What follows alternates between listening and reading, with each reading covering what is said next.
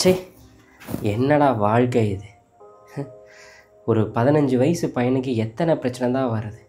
ஸ்கூலில் போனால் சார் அடிக்கிறாரு, வீட்டுக்கு வந்தால் அப்பா அடிக்கிறாங்க, அம்மா அடிக்கிறாங்க, ஏன் அந்த அருண் என்னை பிடிச்சி அடிக்கிறான், திட்டுறான், எல்லாமே பண்ணுறான். ரோட்டில் சும்மா நடந்து போனால் என்கிட்ட வந்து ஏதாவது கேள்வி கேட்குறாங்க. அந்த கேள்விக்கு எனக்கு பதில் சொல்ல தெரியலனா என்னை ஏளனமாக பேசுகிறாங்க, ஏளனமாக சிரிக்கிறாங்க, ஃப்ரெண்ட்ஸ் எல்லாம் கலாய்க்கிறாங்க, ஒரே அசிங்கமாக இருக்குது, பட்டப்பேர் வச்சு கூப்பிட்றாங்க. என்ன தான் பண்ணுறது, ஒன்றுமே புரியல, நேரமும் சரியில்லை, எனக்கு என்ன பண்ணுறதுனே தெரிய மாட்டேங்குது. மார்க்கும் நல்லா எடுக்க முடியல, ஃபெயிலாகவே போயிட்டுருக்கேன். ஸ்போர்ட்ஸும் விளையாட வர மாட்டேங்குது, என்னை எந்த பொண்ணும் லவ்வும் பண்ண மாட்டேங்குது, நம்மளை யாரும் சைட்டும் அடிக்க மாட்டேங்கிறாங்க, எனக்கு எந்த திறமையும் இல்லை, எனக்கு என்ன பண்ணுறதுன்னு தெரியல. வாழ்க்கையே ஒரு மாதிரி இருட்டாக ஒரே கடுப்பாக இருக்குது, முடியலை. சே, டென்ஷன் ஆகுது. டே ஊட்டா, பா சொல்லுங்கப்பா. நீ புலம்புனதெல்லாம் இப்போ நான் கேட்டேன். இப்போயாவது கேட்டிங்களே. எனக்கு தெரிஞ்சு உனக்கு ஏதாவது தோஷம் இருக்குமோன்னு தோணுதுடா புட்டா. தோஷமா? நாம ஏன் உனக்கு ஜாதகம் பார்க்கக்கூடாது? உனக்கு கடைசியாக ஒரு ஜாதகம் பார்த்து ஒரு 6-7 வருஷம் இருக்கும்னு நினைக்கிறேன். ஸோ திரும்ப ஜாதகம் பார்க்கலாம். உனக்கு ஏதாவது சனிக்கு இது பிடிச்சிருக்கா, இல்லை வேறு ஏதாவது இருக்கான்னு சொல்லிட்டு அதில் தெரிஞ்சிடும்ல. ஏதே பா, போங்கப்பா, அதெல்லாம் வேண்டாம், எனக்கு அதனால சுத்தமாக நம்பிக்கையே கிடையாது. டேய், எனக்கும் பெருசாக நம்பிக்கை இல்லை தான், பட் சும்மா பார்க்கலாம் அவர் என்னதான் சொல்கிறாருன்னு. பா அதெல்லாம் வேணாம்ப்பா, ஏதாவது இடக்கு முடக்கா சொல்லி பயமுறுத்திடுவாங்க, வேணவே வேணாம். சரி விடு, உனக்கு மட்டும் வேண்டாம், எனக்கும் சேர்த்தி ஜாதகம் பார்க்கலாம். அப்போ ஓகேவா? 2 பேருக்கும் சேர்த்தி பார்க்கலாம். 2 பேருக்கும் பார்க்குறதுனா ஓகே தான். அப்போ ஆனால் ஒரு கண்டிஷன், ஃபஸ்ட்டு உங்களுக்கு ஜாதகம் பார்க்கணும், அப்புறம் தான் எனக்கு. இது ஃபஸ்ட்டு என்னோட ஜாதகமா? அஃப்கோர்ஸ். சரி ஓகே, ஏதோ ஒன்று ஜாதகம் பார்த்தா சரி. நான் அந்த ஜோசியரை வந்து வீட்டுக்கு வர சொல்கிறேன். ரைட்டே. வணக்கம் சாமி. யாருக்கு ஜாதகம் பார்க்கணும்? எங்கள் 2 பேருக்கும் தான் பார்க்கணும் சார். ஓ, 2 பேருக்கா? அப்பா, இவ்வளோ தூரம் வந்து ஒருத்தருக்கு பார்க்க வச்சு வேற 250 ரூபா வாங்கிட்டு போவோன்னு நினச்சேன். நல்ல வேலை, 2 பேருக்கு பார்க்கணும். 2 பேமெண்ட்டாக போட்டுற வேண்டியது தான். முதல்ல யாருக்கு ஜாதகம் பார்க்கணும்? எனக்கே பாருங்க. ஃபஸ்ட்டு அப்பாவுக்கு பாருங்க. உங்கள் ஜாதகத்தை கொடுங்க. இந்தாங்க.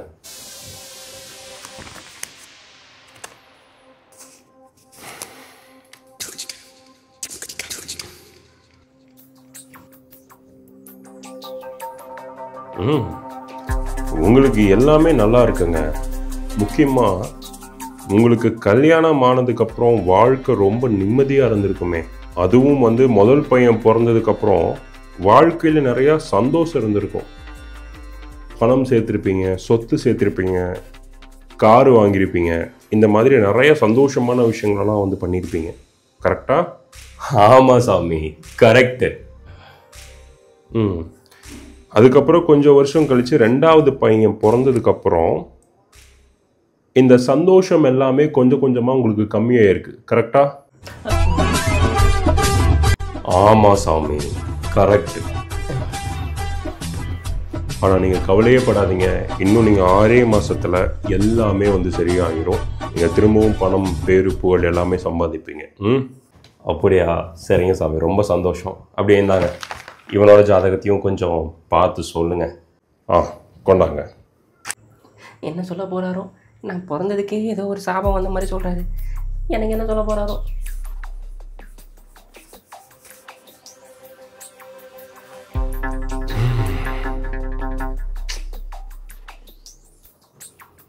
பையன் சின்ன பையன்தான், ஆனால் ரொம்ப மன உளைச்சல்ல இருக்கான், பாவம்.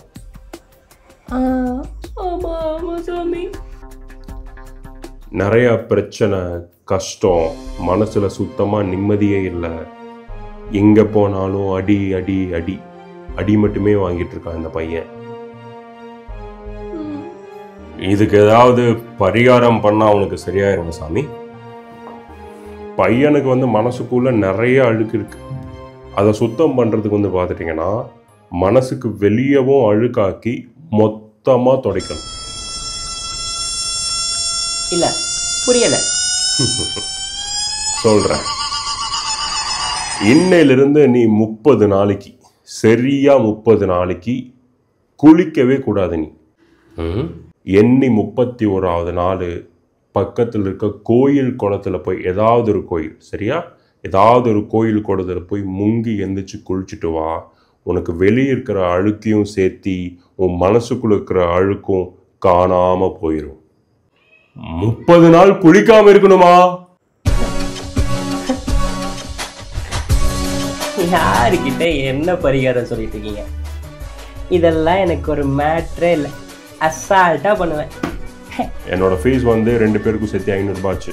ஜிபேவா கேஷா? ஜிபே சாமி. கொடுங்க.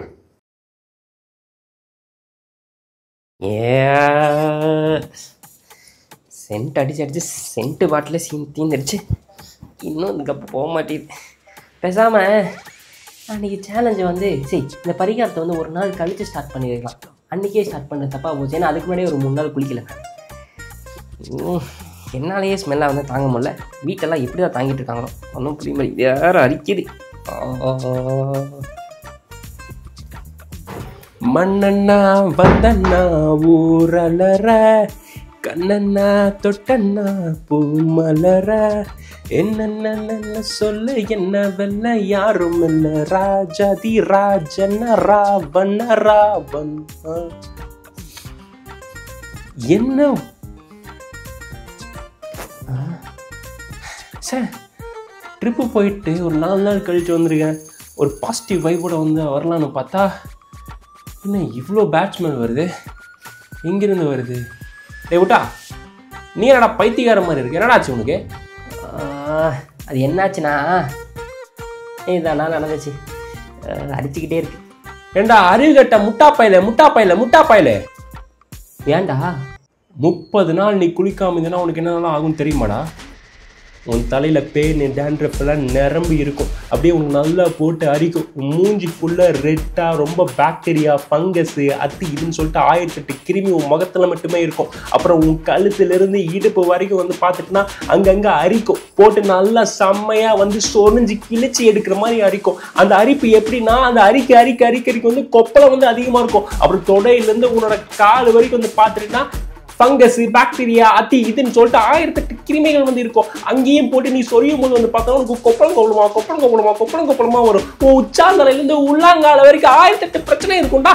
அந்த பிரச்சனையோட சேர்த்து கொப்பளமும் வரும்டா. அந்த கொப்பளையோட சேர்த்து வந்து உனக்கு ஃபீவர் வரும்டா. அந்த ஃபீவரோட சேர்த்து வந்து என்னென்னலாம் வரும்னு தெரியுமா உனக்கு?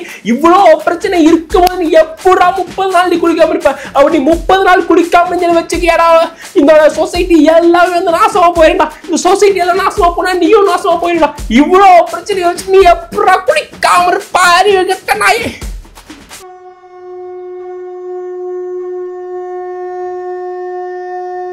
இவ்வளோ ப்ராப்ளம் வருமா? உனக்கு என்னடா பிரச்சனை இருக்கு? என்ன ஸ்கூலில் போய் சார் அடிக்கிறாங்க, சார் ஒன்று அடிக்கிறாங்க, அவ்வளோதானே? எதனால் அடிக்கிறாங்க? ஏதாவது குறும்பு பண்ணியிருப்ப, நீ படிக்காமல் இருந்திருப்ப. நீ படிக்கிறது என்ன படிக்கிற, ஏது படிக்கிற, எப்படி படிக்கிறன்னு தெரிஞ்சு படிச்சுன்னா உன்னை ஏன்டா அவர் பிடிச்சி அடிக்க போறாரு? எதுவாக இருந்தாலும் புரிஞ்சு படிடா, மக்க படிக்காதரா. இங்கே வீட்டில் வந்து அம்மா படிக்கிறாங்க, நான் அடிக்கிறேன், நீ ஏதாவது குறும்பு பண்ணியிருப்ப, நீ தான் ஏதாவது பிரச்சனை பண்ணியிருப்ப.